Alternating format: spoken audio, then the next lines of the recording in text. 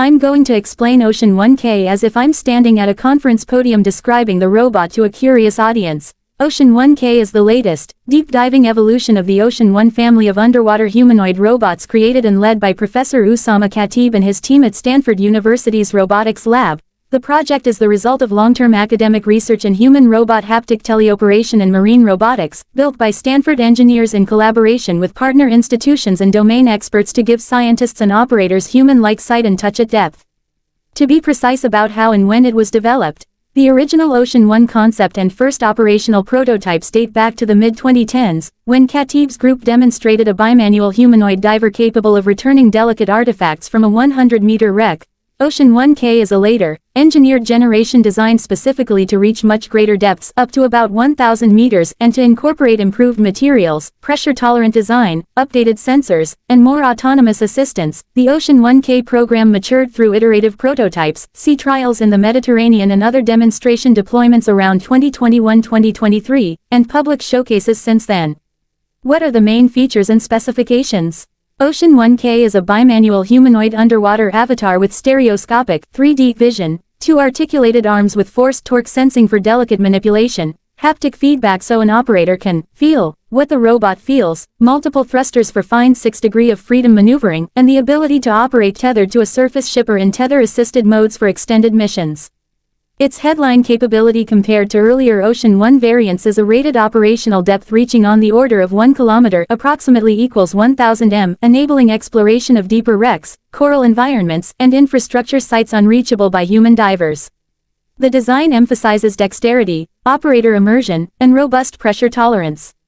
Structurally, the robot's body presents a humanoid upper torso and two arms mounted on a streamlined pressure-tolerant body. Historically, Ocean One used an approximately 1.5-meter human-like form for the manipulator section with a set of thrusters and a buoyant tail or rear section carrying batteries, tether attachments and instrumentation. Materials combine rigid housings for electronics, pressure-compensated oil-filled or pressure-tolerant enclosures for delicate components, corrosion-resistant metals and composites for structural frames, and syntactic foam or other buoyancy materials to control overall density. In OceanOneK's case, the engineering focuses on components and materials rated for deep operation pressure housings, high-integrity seals, and foam buoyancy systems plus careful thermal and cable management for long missions. How it works, step by step, an operator on a vessel, or potentially at a remote control station, sees the deep sea scene through the robot's stereo cameras and controls the arms in motion with joysticks and haptic devices. Force sensors in the hands and wrists measure contact forces and transmit tactile cues back to the operator's controls so the operator experiences force and touch feedback in near real time. Locomotion and station keeping are handled by vectored thrusters under low-level control, while higher-level software coordinates balance, arm stabilization and collision avoidance. The perception suite typically includes stereo vision, depth sensors, inertial measurement units, IMUS pressure and temperature sensors, and sometimes sonar for navigation in low-visibility conditions.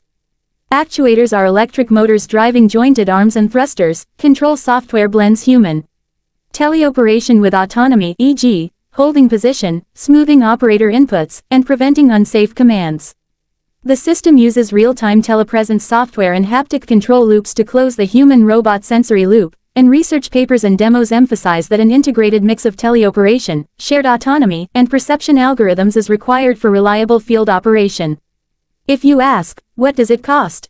There is no simple sticker price. OceanOneK is a laboratory research prototype built at Stanford, not a commercial product sold off the shelf, so Stanford has not published a retail price.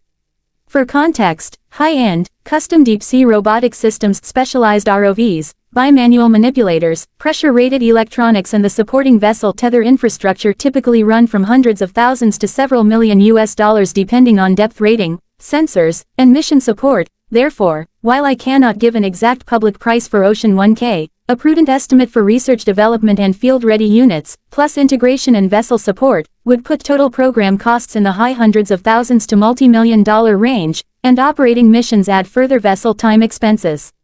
Importantly, that is an informed estimate rather than a listed sale price, because OceanOneK remains a research platform rather than a marketed commodity.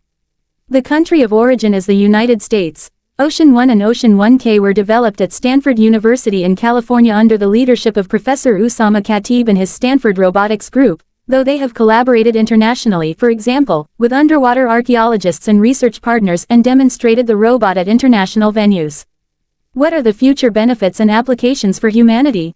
OceanOneK and robots like it can change how we study, monitor, and maintain the ocean environment. Immediate applications include underwater archaeology, recovering fragile artifacts without risking divers, scientific sampling and observation of sensitive ecosystems, deep coral, hydrothermal vents, biodiversity surveys, inspection and maintenance of subsea infrastructure, pipelines, cables, offshore platforms, environmental monitoring and pollution response, microplastics collection, suspect object removal, and educational remote access experiences that let specialists and students explore the deep sea remotely. Over time, the capability to give human operators real touch and sight at depth promises safer, more precise work in hazardous or inaccessible underwater spaces and could democratize access to deep-sea research by reducing the need for costly manned dives. There are some hidden or less-known facts worth highlighting.